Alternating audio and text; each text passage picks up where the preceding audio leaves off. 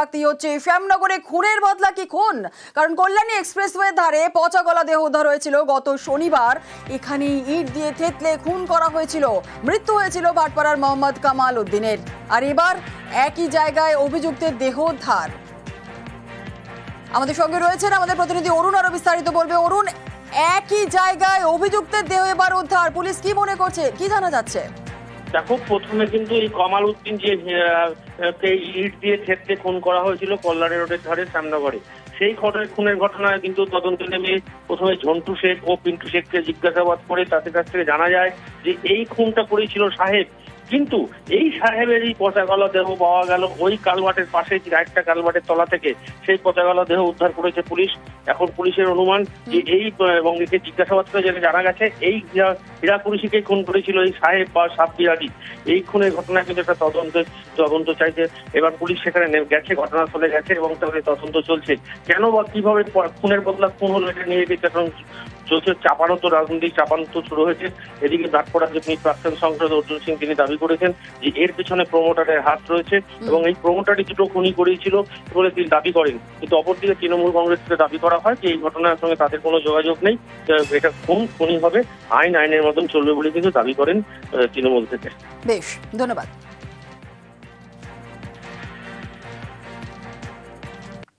Football খেলাকে ঘিরে দুবরাজপুরে ধুন্ধুমার পরিস্থিতি। বীরভূমে দুবরাজপুরে সংঘর্ষে আহত 5।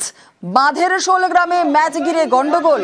দুবরাজপুর চেয়ারম্যানের ভাইপোর বিরুদ্ধে অভিযোগ।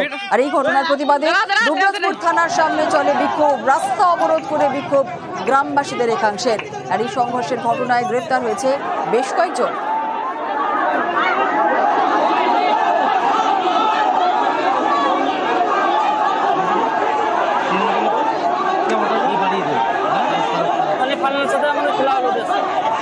খেলা হয়ে ওরা হেরে গেল। খেলার সময় একটা ঝামেলা হয়েছিল, তো ওরা হেরে গেল।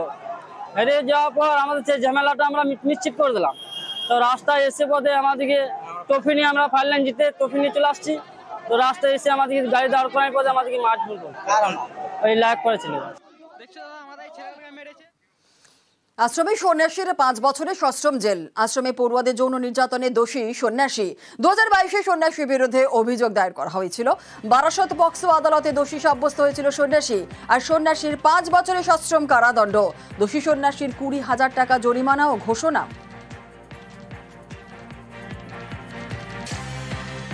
স্বামী সত্যরূপানন্দজি, তার বিরুদ্ধে একটা অভিযোগ ওঠে, তার আশ্রমিক তাদেরকে কিছু যৌন নিগ্রহ বা যৌন হেনস্থা করেছেন। সেই মর্মে এই অভিযোগটি দায়ের হয়। গতকাল এই কেসে আসামিকে পক্সোর 10 নম্বর ধারাতে দোষী সাব্যস্ত করা হয় এবং আজকে মাননীয় আদালত আসামিকে 5 বছরের সশ্রম কারাদণ্ড এবং 20,000 টাকা ফাইন, অনাদায়ে আরও 1 বছরের সশ্রম কারাদণ্ড দিয়েছেন। বেসরকারি সংস্থার হয়ে সার্ভে বলে দাবি। বাড়ি বাড়ি গিয়ে প্রশ্ন, মোদি ভালো নাকি খারাপ, সব ভালো নাকি খারাপ, পঞ্চায়েত প্রধান কি কাজ করেন, এই সব প্রশ্ন করে তথ্য চুরির অভিযোগ বাসন্তীতে। মহিলাকে পাকড়াও করে পুলিশের হাতে তুলে দিলেন স্থানীয়রাই।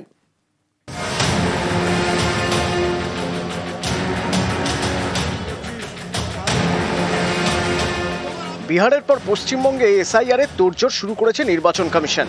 এই আবহে দক্ষিণ 24 পরগনার বাসন্তীতে চাঞ্চল্যকর অভিযোগ। বাড়ি বাড়ি গিয়ে নানা ধরনের তথ্য সংগ্রহ করছিলেন সুজাতা সানা নামে এক মহিলা। অভিযোগ, এরপর ট্যাবের মাধ্যমে সেই ডেটাবেস এক বেসরকারি সংস্থার পোর্টালে আপলোডও করছিলেন। সন্দেহ হতেই পুলিশের হাতে তাকে তুলে দেন স্থানীয়রা। কিসের সার্ভে করছে আজকে? বলুন কিসের?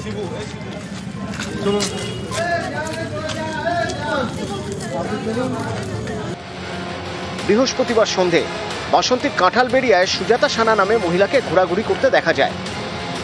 স্থানীয়দের দাবি, তিনি গ্রামের মহিলাদের জিজ্ঞাসা করেন মোদি ভালো না খারাপ, শাহ ভালো না খারাপ, রাস্তাঘাট ভালো কিনা, বাড়ি আছে কিনা, বাড়িতে কি বিদ্যুৎ আছে, পঞ্চায়েত প্রধান কাজ করেন কিনা। স্থানীয়দের দাবি, শুধু প্রশ্ন করাই নয়, উত্তর কি দিতে হবে সেটাও নাকি বলে দিচ্ছিলেন এই মহিলা। প্রধান কি দিচ্ছে, তোমাদের ঘর বাড়ি দিচ্ছে না দিয়ে না, রাস্তাঘাট ভালো হচ্ছে কিনা, জলপথ ভালো কিনা। তখন ওই বললো মোদী সরকার ভালো না খারাপ, এবার অমিত শাহ ভালো না খারাপ। এবার উনি বলছে খারাপ, আমরা বলছি খারাপ। বলছে আমি যে কটা বলে দেবো ওই ইশারা করে বলছে যে তোমরা জোরে বলবে। বলছে আমি কটা প্রশ্ন করে উত্তর দিতে হবে। কি উত্তর? বলছে তুমি অমিত শাহকে ভালো না খারাপ? উনি বলছে খারাপ, ইশারা করে বলছে। তা আমরা বলছি বলো খারাপ, আমরা বলছি খারাপ। আরও নাম বলেছে যেগুলো যেগুলো বলছে ভালো, উনি বলছে ভালো। বলে আমি চুপ করে বলছে তুমি জিমে যাচ্ছে কেন? কি মনে হচ্ছে যে মহিলা কি প্রতারক? হ্যাঁ প্রতারক। স্থানীয়দের অভিযোগ, আধার কার্ড সহ বিভিন্ন পরিচয়পত্র নিয়েও তথ্য জানতে চান ওই মহিলা, কিন্তু কি কারণে তিনি এই ডেটাবেস সংগ্রহ করছিলেন তা নিয়ে কোনো স্পষ্ট জবাব দিতে পারেননি বলে অভিযোগ। স্থানীয়দের দাবি, মহিলার কাছে কোনো সরকারি অনুমতিপত্রও ছিল না। তারা তরুণীকে পাকড়াও করে বাসন্তী থানার পুলিশের হাতে তুলে দেয়। দক্ষিণ 24 পরগনার বাসন্তী থেকে অনুপ বিশ্বাস, নিউজ 18 বাংলা। কর্মী আন্দোলন নিয়ে সতর্ক পুলিশ, দাবি আদায়ে ফেরে পথে কর্মী সমাজ। আর আজকে থেকে রেল ও সড়ক অবরোধ, পরিস্থিতি স্বাভাবিক রাখতে তৎপর রয়েছে পুলিশ। হাইকোর্টের গাইডলাইন মেনেই প্রস্তুতি জানালেন এডিজি আইন শৃঙ্খলা জাভেদ শামীম।